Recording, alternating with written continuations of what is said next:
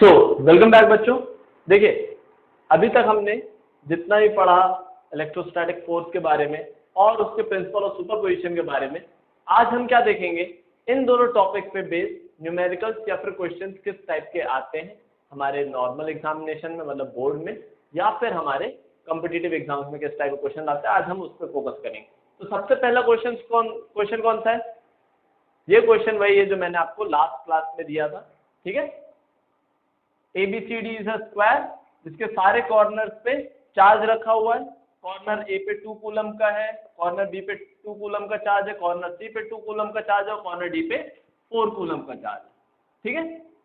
ये चारों कॉर्नर पे चार्ज प्लेस्ड है एंड स्क्वायर का साइड कितना है? 2 मीटर का साइड। मेरे से क्या पूछा था? Find the force at B and force at point D, ठीक है। सो इस चार्ज पे कितना फोर्स लग रहा है और इस चार्ज पे कितना फोर्स लग रहा है वो हमको कैलकुलेट करना था, ठीक है। चलिए, आप सबने इसका ट्राई किया होगा, ठीक है। अब आप अपना सॉल्यूशन और आंसर को मैच करके चेक कर सकते हैं। देखिए, सबसे पहले हम बात करेंगे FB के बारे में, ठीक है। तो कहीं भी फोर्स निकालने से पहले सबसे पहले हम क्या करते हैं? सबसे पहले हम उस पार्टिकल का एक फ्री बॉडी डायग्राम बनाते हैं। तो हम फ्री बॉडी डायग्राम बनाते हैं किसका? B का। ये चार्ज है, इस पे पहला फोर्स किसके कारण लगेगा? C के कारण लगेगा। कैसा लगेगा? दोनों पॉजिटिव चार्जेस हैं तो ऐसा रिपल्सिव फोर्स लगेगा, force on B because of C, ठीक है। नेक्स्ट फोर्स A के कारण भी लगेगा, दोनों पॉजिटिव चार्ज तो कैसा होगा? फोर्स रिपल्सिव होगा, मतलब यहाँ पे राइट हैंड साइड पे लगेगा। तो मैं यहाँ पे बना देता हूँ FBA। नाउ अगर आपने सिर्फ यही दो फोर्सेस लिए तो एक मेजर ब्लंडर मिस्टेक हो गई है, क्योंकि इसे यहाँ पे एक और चार्ज है, ठीक है। आपका प्रिंसिपल सुपरपोजिशन क्या कहता है कि एक चार्ज के इलेक्ट्रोस्टैटिक फोर्स पे बाकी चार्ज के प्रेजेंट होने का कोई फर्क नहीं पड़ता है। There is no effect of other charges on the electrostatic force of any charge, ठीक है। तो अगर ये C चार्ज है तो इसका यहाँ पे फोर्स होगा, ठीक है। सिमिलरली ये भी तो चार्ज है, ये दोनों फोर्स के साथ एक और फोर्स होगा जो कुछ इस डायरेक्शन में होगा, force on B because of charge at D, ठीक है। तो ये तीन फोर्सेस ओवरऑल लग रहे हैं। अब क्या हमको ये बात समझ में आती है कि इन दोनों के बीच का एंगल 90 डिग्री होगा? बहुत सिंपल सी बात है। तो ये एंगल 90 डिग्री है और ये वाला एंगल कितना होगा ये मुझे कौन बताएगा, ठीक है। चलिए, क्या B और D स्क्वायर का डायगोनल है? इस BDD डायगोनल, ठीक है, ये हमारे डायगोनल है। ये एंगल 90 है तो ये एंगल कितना होगा? ये एंगल होगा 45 डिग्री। तो इसको आगे अगर अपन एक्सपेंड करेंगे तो ये एंगल भी कितना होगा? 45 डिग्री, ठीक है। ये आप नॉर्मल एंगल्स के फंडे से जो हमने बचपन में 9th 10th में पढ़ा था उससे समझ के ये एंगल निकाल सकते हैं। तो ये वाला एंगल कितना होगा? 45 डिग्री। ये तो हो गया हमारा फ्री बॉडी डायग्राम। अब हम निकालना चालू करते हैं फोर्स की बात। सबसे पहले मैं क्या करूंगा, मैं इन दोनों फोर्स को ऐड करके देख लेता हूँ, फिर बाद में मैं इस फोर्स को ऐड करूंगा, ठीक है। सबसे पहले मैं निकालता हूं FBA प्लस FBC।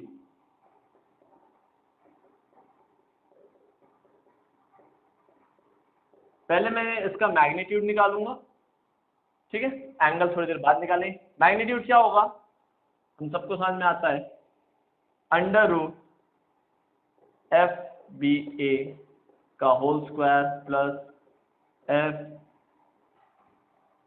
FBC का whole square plus 2 times FBA into FBC cos theta. और इस केस में थीटा कितना है? 90 डिग्री है। सो कॉस ऑफ 90 डिग्री कितना होता है? Cos of 90 degree is equal to 0। तो क्या ये पूरी चीज 0 हो जाएगी? ये पूरा 0 हो जाएगा, ठीक है। तो मुझे क्या मिलेगा? Is equal to under root FBA का होल स्क्वायर प्लस FBC का होल स्क्वायर। ना आपको याद होगा लास्ट क्लास में मैंने आपको एप्सिलॉन नॉट की वैल्यू दी थी 3.854 इंटू 10⁻⁻12। ना या फिर आप इसकी वैल्यू का यूज कर सकते थे, या फिर अगर मुझे पुराने कॉन्सेप्ट याद तो मैं डायरेक्ट k की वैल्यू का भी तो यूज कर सकता था, बिल्कुल कर सकता था। k की वैल्यू कितनी थी? 9 इंटू 10⁻9 न्यूटन मीटर स्क्वायर पर कूलम स्क्वायर। तो मैं यहाँ पे k की वैल्यू का यूज करूंगा, एप्सिलॉन नॉट की वैल्यू का यूज नहीं करूंगा। क्यों? क्योंकि ये सिंपल टू सॉल्व है और 4 पाई की वैल्यू भी नहीं रखनी पड़ेगी। चलिए अब देखते हैं हमको क्या मिला, FBA का स्क्वायर प्लस FBC का स्क्वायर। अब फर्दर मैं यहाँ पे सॉल्व कर लेता हूँ, ठीक है। FBA स्क्वायर प्लस FBC, अब इसकी वैल्यू प्लेस कर देते हैं। चलिए आगे क्या आएगा, under root k into 2 into 2। क्यों? ये चार्ज Q1 भी 2 कूलम है और Q2 भी 2 कूलम है। 2 इंटू 2 डिवाइड बाई डिस्टेंस कितना है, 2 मीटर का, r स्क्वायर मतलब 2 का स्क्वायर। ये आ गया 4। अब हमको लिखना क्या है, इसका होल स्क्वायर, तो इसका स्क्वायर कर देते हैं प्लस, अब देखो k Q1 Q2 for B and C, यहाँ पे भी चार्ज 2 कूलम, यहाँ पे भी चार्ज 2 कूलम, तो फिर से आएगा क्या 2 इंटू 2, और डिस्टेंस अभी भी कितनी है 2 के बराबर, तो 2 का स्क्वायर, इसका भी होल स्क्वायर हो जाएगा। और जो हमारा ये थर्ड टर्म था वो तो पहले ही 0 हो गया, ठीक है। अब देखिए ये और ये कैंसिल आउट हो जाएगा, ये और ये कैंसिल आउट हो जाएगा। बात समझ में आती है, ठीक है। 2 into 2 is equal to 2 square. So under root में हमारे पास क्या बचेगा, k square plus k square, ठीक है। इसको फर्दर सॉल्व करेंगे तो हमको क्या मिलेगा, k रूट 2, क्योंकि से यहाँ पे आएगा 2k स्क्वायर। उसको फर्दर सॉल्व करेंगे तो यहाँ पे हमें मिलेगा k रूट 2। आगे यूनिट फोर्स है तो यूनिट क्या होगी, न्यूटन। ना क्या ये टोटल फोर्स आ गया है, नहीं, ये अभी इसका और इसका सम आ गया। अब एंगल कैसे निकालते थे वेक्टर में वो समझ लेते हैं, ठीक है। tan of alpha is equal to a sin theta upon b plus a cos theta, ठीक है। ये फॉर्मूला याद है, लास्ट ईयर हमने अच्छे से पढ़ा था इसके बारे में। tan alpha is equal to a sin theta upon b plus a cos theta. तो इसी फंडे का हम यूज करेंगे यहाँ पे एंगल निकालने के लिए, ठीक है। चलिए ये आपने नोट डाउन कर लिया होगा, तो इसके आगे बढ़ते हैं हम, ठीक है।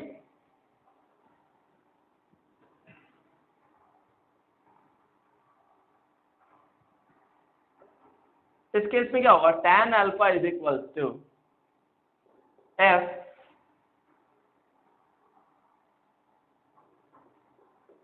ए बी, ठीक है, sine theta upon, sorry f b a, my mistake, f b a sine theta divided by f b c plus f b a cos theta, ठीक है।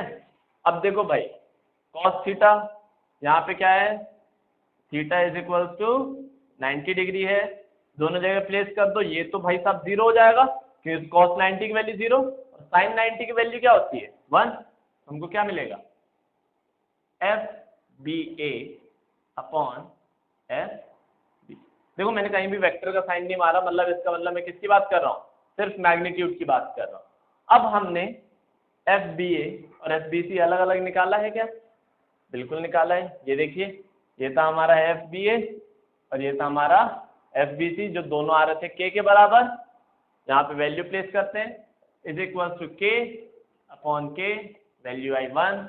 Now tan alpha is equal to 1, this implies tan inverse of 1 is equals to alpha, जो कि आएगा आपका 45 degree के बराबर।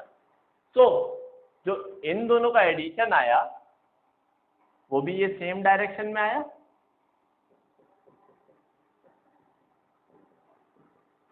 ठीक है।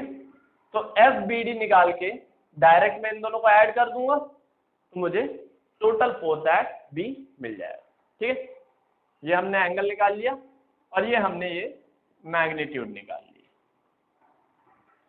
चलिए ये तो हो गया, अब FB निकालने का काम करते हैं।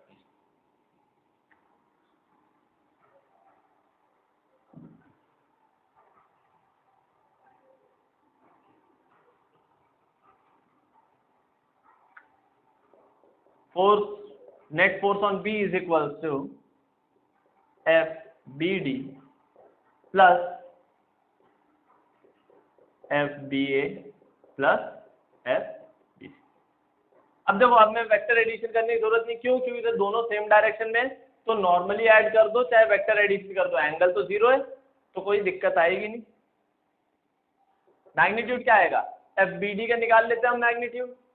नाउ मैग्नीट्यूड निकालने से पहले सबसे पहले हमको ये डिस्टेंस निकालनी पड़ेगी। डिस्टेंस कितनी होगी? पाइथागोरस थ्योरम से निकाल सकते हैं, 2 स्क्वायर प्लस 2 स्क्वायर का अंडर रूट मतलब √8, या फिर आप इसको लिख सकते हो 2√2। ये आएगी आपकी डायगोनल की लेंथ। ना फिर सेम फंडा के, ना Q1 कितना है? 2 कूलम, तो यहाँ पे 2 लिख देते हैं। Q2 कितना है? यहाँ पे है Q2 4 कूलम के बराबर, तो 2 × 4 बाय डिस्टेंस कितना? 2√2 का स्क्वायर होल स्क्वायर, ठीक है।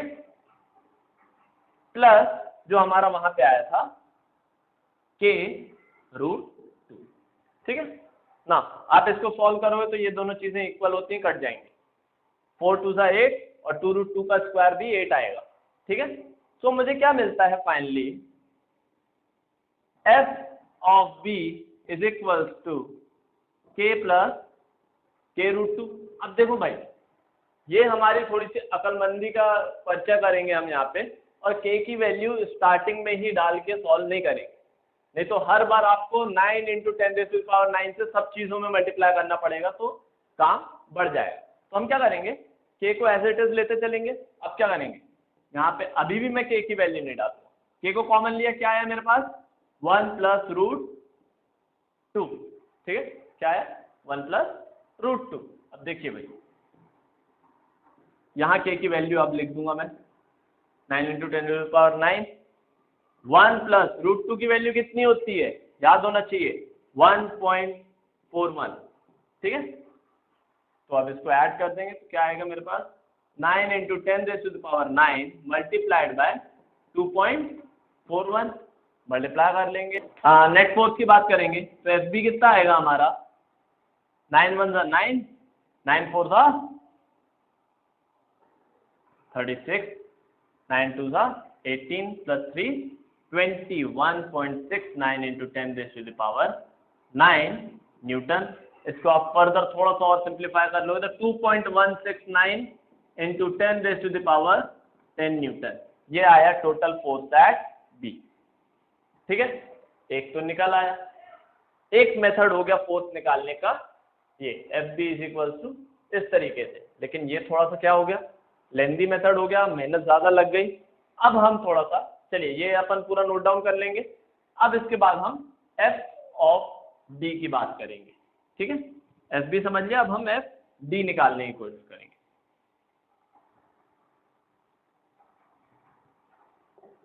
अब हमको FD फाइंड करना। अब ये मैं आपको दूसरा मेथड बता रहा हूँ, ये थोड़ा सा कॉन्सेप्चुअल मेथड है, इसमें सिर्फ दिमाग लगाना है, ठीक है। बहुत ज्यादा लेंथी कैलकुलेशन नहीं करना। चलिए देखते हैं।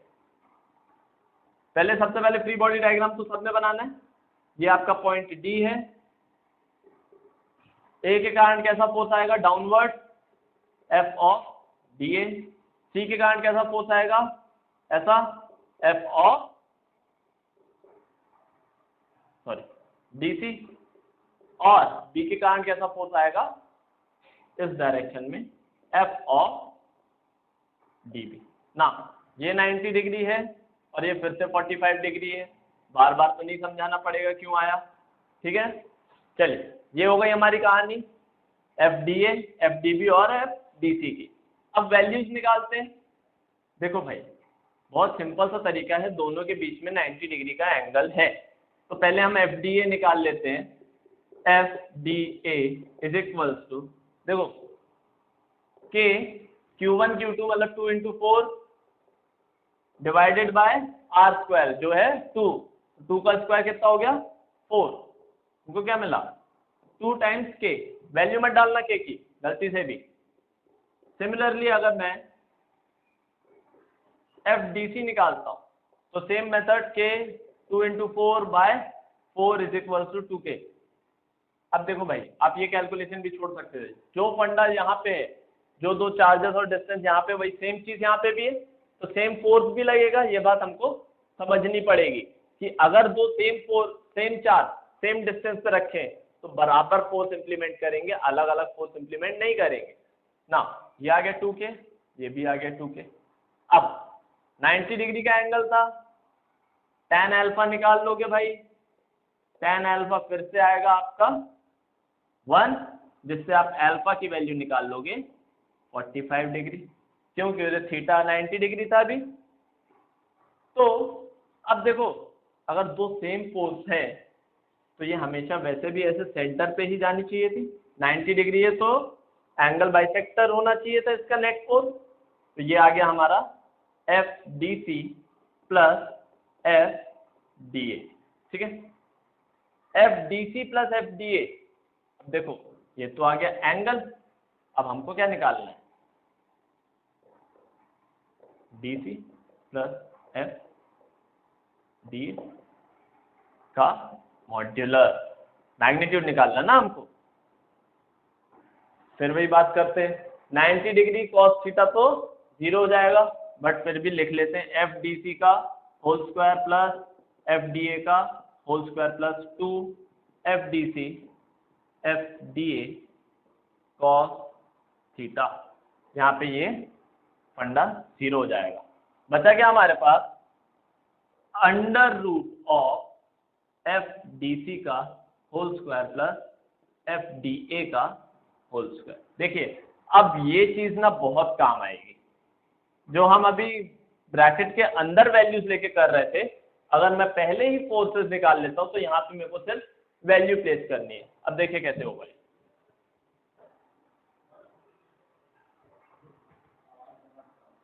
कैसे होगा ये, under root of FDC value कितनी आई थी 2K, ठीक है। तो 2K का होल स्क्वायर, क्यों यहाँ से हमसे क्या पूछा है FDC का होल स्क्वायर। सिमिलरली यहाँ पे क्या पूछा है FDA का होल स्क्वायर, जिसकी वैल्यू क्या थी 2K। दोनों का होल स्क्वायर सॉल्व करेंगे क्या मिलेगा 4K प्लस 4K, तो अंडर रूट 8K स्क्वायर। देखो भाई बड़े हो गए, इतना तो मैं अब आराम आराम से नहीं कर सकते ना, इसको तो अब डायरेक्ट करना पड़ेगा, नहीं तो जेईई मेंस और नीट में कैसे बैठेंगे, ठीक है। तो ये आएगा 8K स्क्वायर, जिसको मैं फर्दर सॉल्व करूंगा तो मेरे को मिलता है 2K रूट 2 न्यूटन।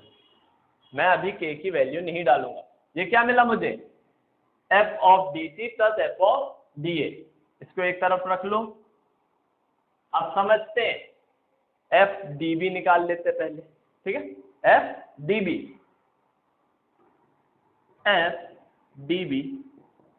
देखो भाई अब एक बात समझ लो, जितना फोर्स D B पे लगाएगा सेम फोर्स B D पे लगाएगा, क्यों, same pair of charges same distance.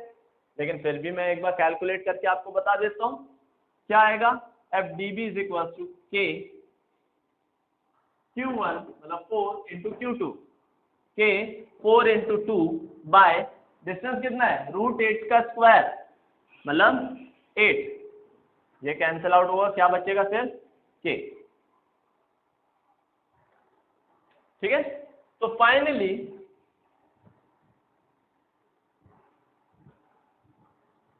ये पूरी कहानी करने के बाद हमको क्या निकालना था, F ऑफ D निकालना था। वो कितना होगा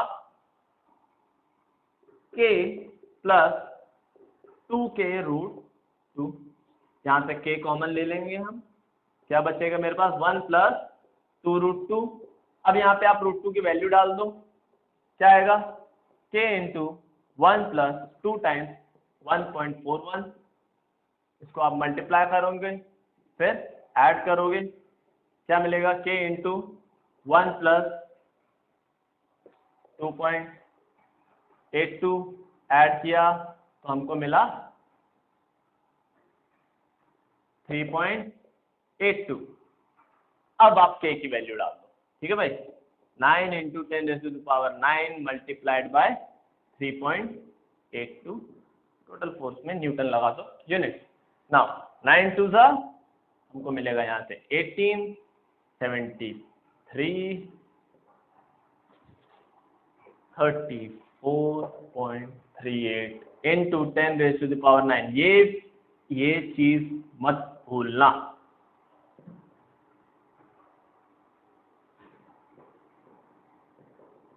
ये चीज बिल्कुल मत भूलना भाई। क्या होता ना, हम इसको मल्टीप्लाई कर देते लेकिन जल्दी जल्दी में वो पावर लिखना भूल जाते हैं, बहुत बड़ी गलती हो जाएगी, ठीक है।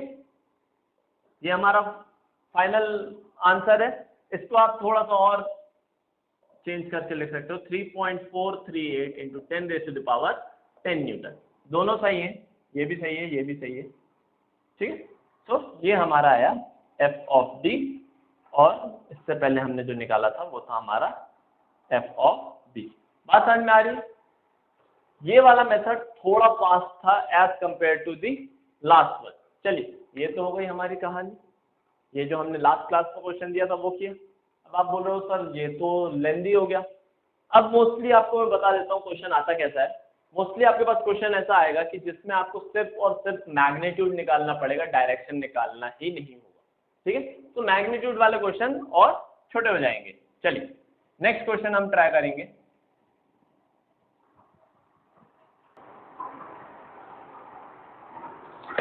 चलिए आपका नेक्स्ट क्वेश्चन है, a charge q is placed at the center of the line joining two equal charges capital Q. The system of three charges will be in equilibrium if q is equals to, ठीक है। इसके चार option है, if q is equals to minus capital Q by 2, या फिर small q की value minus capital Q by 4 होगी, या फिर प्लस Q by 4, या फिर प्लस Q by 2। आपसे क्या पूछा है, चलो मैं क्वेश्चन समझा देता हूं फिर आप ट्राई करना। एक स्मॉल q चार्ज रखा है दो इक्वल कैपिटल Q चार्ज के बीच में।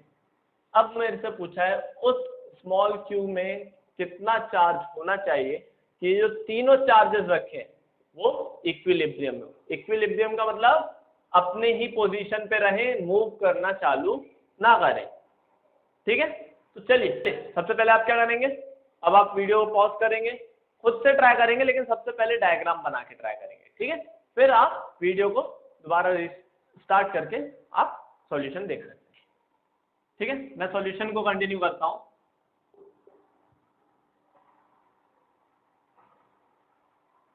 देखिए सबसे पहले डायग्राम आएगा, दो चार्जेस हैं हमारे, कैपिटल Q और कैपिटल Q, ये दो चार्ज हैं।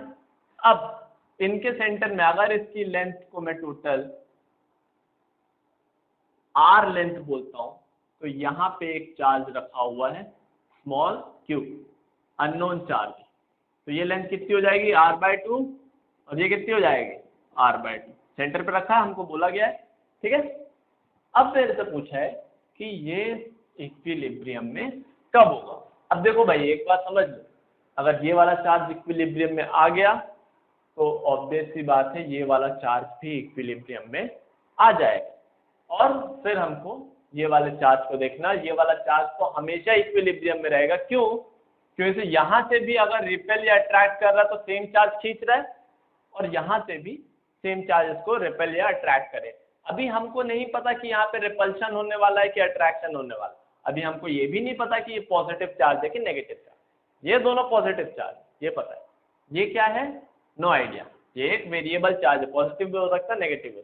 अब हम इसको कैलकुलेट करेंगे। सबसे पहले मैं इस क्यू चार्ज के लिए देखता हूँ, ठीक है।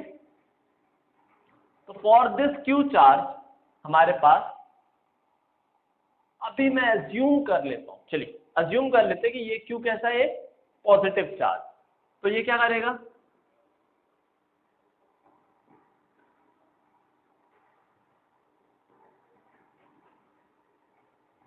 Force on capital Q charge by this small q, ये इसको रिपेल करेगा, आगे की तरफ भगाएगा, और ये कैपिटल Q चार्ज, ये तो सेम चार्ज है ही, तो ये भी रिपेल ही करेगा, दोनों फोर्सेस एक ही डायरेक्शन में हो गई। इससे मुझे क्या समझ में आता है कि भैया ये तो इक्विलिब्रियम में नहीं होगा, मतलब यहाँ से हमको एक चीज समझ में आती है, Q की वैल्यू तो नेगेटिव ही होगी, जिससे यहाँ पे कैसी कंडीशन बने, F of capital Q small q इस डायरेक्शन में आए और ये इस डायरेक्शन में। इस केस में ये चीज इक्विलिब्रियम में हो सकती है, पॉसिबिलिटी है, लेकिन अगर दोनों पुश फोर्स लग रहे हैं तो ये तो भागेगा, इक्विलिब्रियम का कोई चांस नहीं। तो हमको यहाँ से एक चीज तो समझ में आती है कि ये सी और डी ऑप्शन तो नहीं है, तो जिनका भी ये सी और डी ऑप्शन आया है गलत हो गया है कुछ, तो अब हम इस पे ज्यादा ध्यान से समझेंगे, ठीक है। ऑप्शन ए या बी में से कुछ ना कुछ एक निकलेगा, ये एक तरीका होता है एलिमिनेटिंग दी ऑप्शन वाली कहानी। सॉरी, अब चलिए क्यू को और अच्छे से समझते हैं कि इस केस को लेके बात करें कि इस केस को लेके बात करें। हम अभी भी यही केस लेके बात करेंगे, हमें पता है क्यू की वैल्यू अपने आप नेगेटिव आ जानी चाहिए, जो भी आएगी हम देख लेंगे, अभी तो हमने क्यू को पॉजिटिव ले लिया है। तो total force on q is equal to force on capital q by small q charge, ठीक है, plus force on capital q by capital, ठीक है। हमने दोनों को पॉजिटिव ले लिया, हमने बोला पूरा रिपल्शन ही हो रहा है, भगा दिया हमने चार्ज, ठीक है। अभी जैसे ही इसको हमको टोटल फोर्स कितना होना चाहिए, for equilibrium this total force must be equal to 0, ठीक है। तो यहाँ नीचे हम लिख के मेंशन कर दें, for equilibrium f q must be equal to 0। अब यहाँ पे वो वैल्यू प्लेस कर देंगे, मतलब आगे की कहानी में यहाँ पे लिख रहा हूं 0 is equal to f capital q capital, ठीक है। ये बात समझ में आई। तो इसको मैं इधर ले आऊं या फिर मैं इसको इधर ले आऊं, तो मेरे को बेसिकली मिलेगा क्या, minus of F capital Q. अब देखो भाई, यहां तक तो हमने लिख लिया, अब हम वैल्यूज प्लेस करना चालू करते हैं यहां से, के, ठीक है, कांस्टेंट, चार्ज कितना है, capital q into small q by, अब डिस्टेंस कितनी है इन दोनों के बीच में, r/2, तो यहाँ पे क्या आएगा, r/2 का whole square is equals to minus of k time charge कितना है, क्यू एंड क्यू, तो q into q by distance कितना है इन दोनों के बीच में, r का, तो यहाँ पे आएगा r²।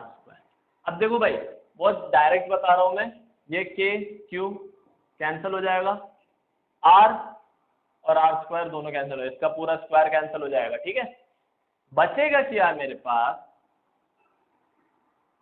q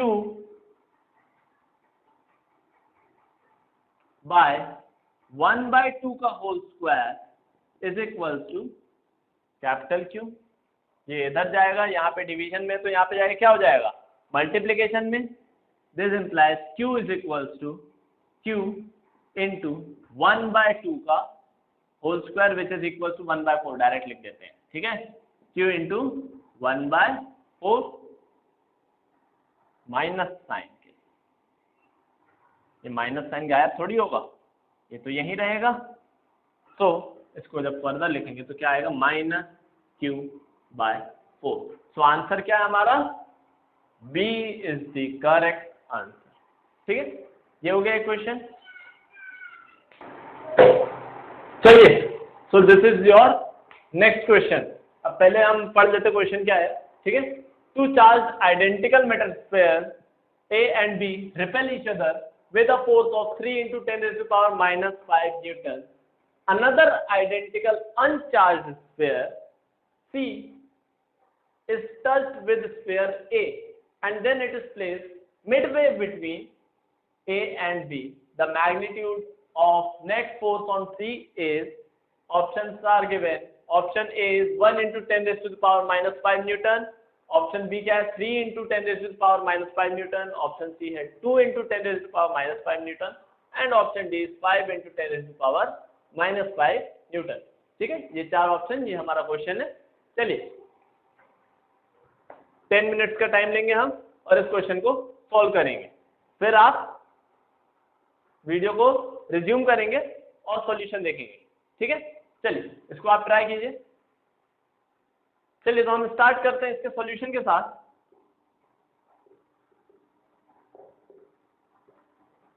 सबसे पहले क्या करते हैं, हम डायग्राम बनाते हैं। ये हमारा स्फीयर ए है, ये हमारा स्फीयर बी है, और इनके मिडवे कहीं हमने ये स्फीयर सी रख दिया।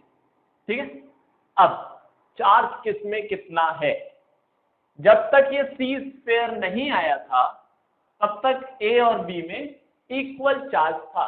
ठीक है, और 3 into 10⁻⁵ न्यूटन लगा रहे थे और दोनों में इक्वल चार्ज था। दोनों में चार्ज कितना होगा, let's assume capital Q and capital Q। ठीक, अभी दोनों का चार्ज हम ले रहे हैं कैपिटल Q।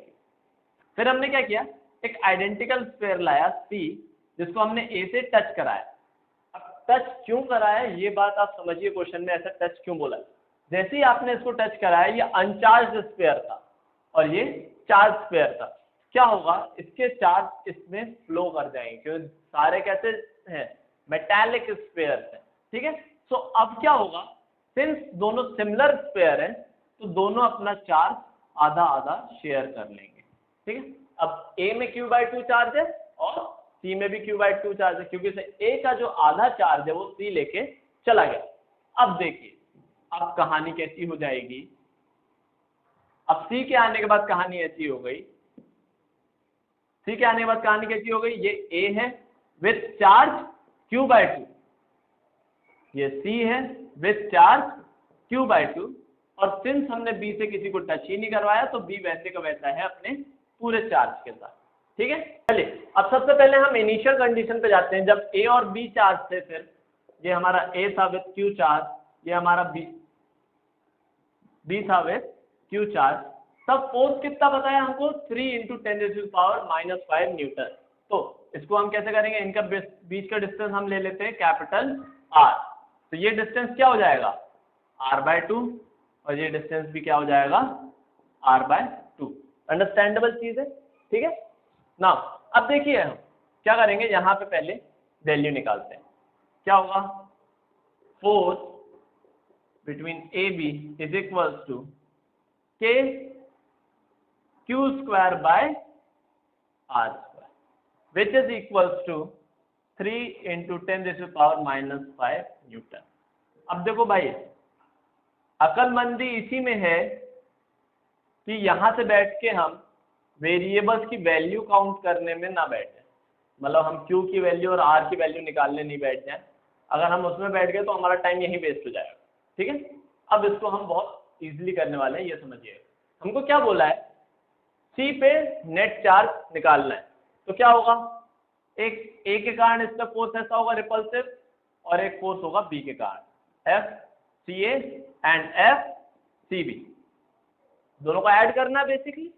चलिए अब दोनों की डायरेक्शन क्या है, अपोजिट है, तो दोनों को ऐड करने का मतलब, अगर मैं इस साइड को पॉजिटिव लेता हूं तो मुझे इस साइड को क्या लेना पड़ेगा, नेगेटिव लेना पड़ेगा। मतलब अगर मैं FCA को पॉजिटिव लेता हूं तो FCB को क्या लेना पड़ेगा, नेगेटिव लेना पड़ेगा। ठीक है ना,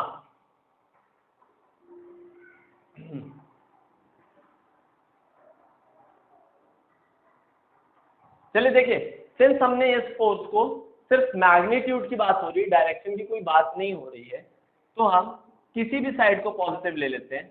इसको पॉजिटिव ले लेंगे तो ये नेगेटिव हो जाएगा, लेकिन सिर्फ किसके लिए, हम ये देखेंगे कि यहाँ पे हमको एडिशन नहीं करना है।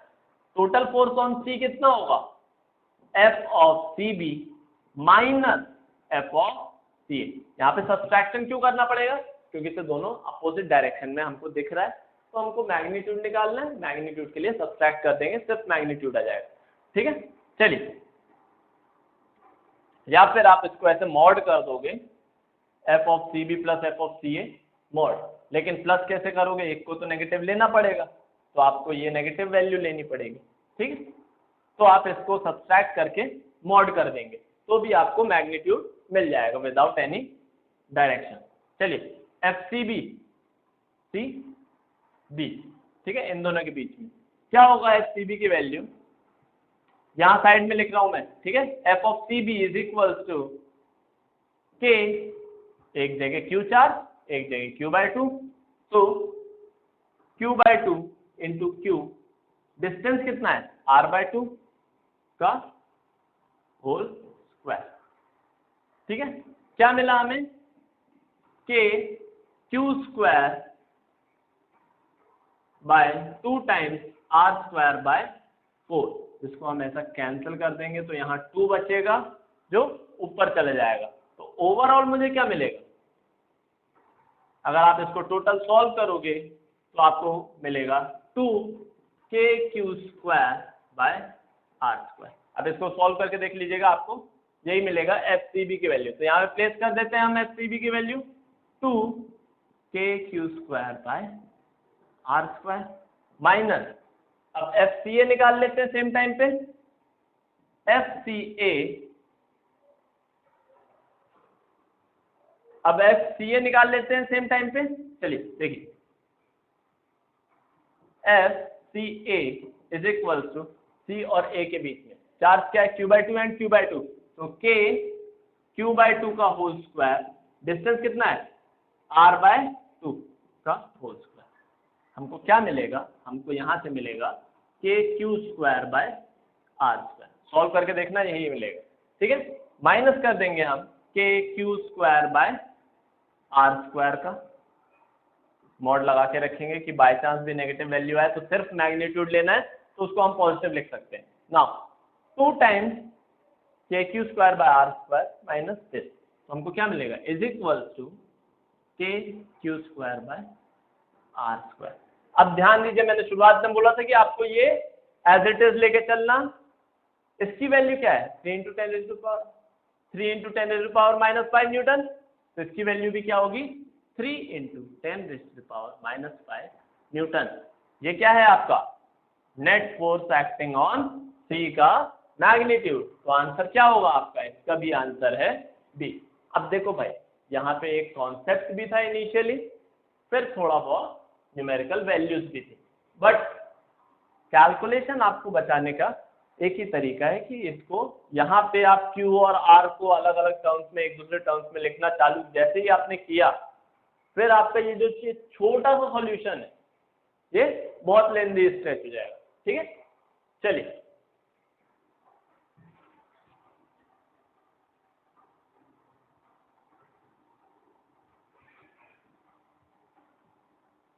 अब हमने ये इक्विलिब्रियम वाले क्वेश्चंस भी कर लिए हैं। ठीक है, अब इसी टाइप के और क्वेश्चंस आपके, इसी टाइप के आपको और क्वेश्चंस मिल जाएंगे कहाँ पे, आपके असाइनमेंट सेक्शन के अंदर। इम्पल्स स्मार्ट हब ऐप में आपके असाइनमेंट सेक्शन के अंदर आपको और क्वेश्चंस मिल जाएंगे। इसकी वर्कशीट अपलोड हो गई है।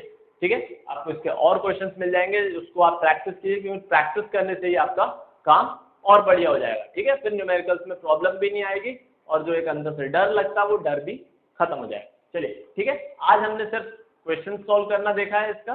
नेक्स्ट क्लास में हम इसके आगे की कहानी को कंटिन्यू करेंगे। ठीक है, ओके, थैंक यू।